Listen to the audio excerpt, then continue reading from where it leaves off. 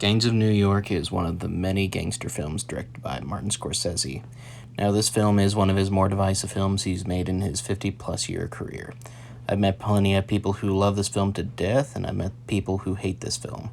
For the people who didn't like it, I completely get where they're coming from. Cameron Diaz is brought up the most when talking about the negatives of this film, and yes, I do agree that her accent is really inconsistent throughout the film. There are times where she speaks with an Irish accent. There are times where it feels like she completely forgot she was supposed to have one. Besides that, is the performance bad? No, absolutely not. But this is one of the most distracting detractors of her performance. The other common critique of this film was the romance in general. It's actually not too bad, but it is the weakest aspect of the film. Like, it felt like Martin Scorsese was told that he had to have a romance in his film, even though the film really could have done without it.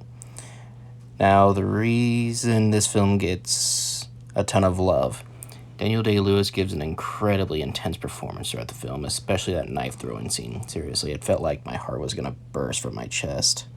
Leonardo DiCaprio is great as always, along with all the supporting cast.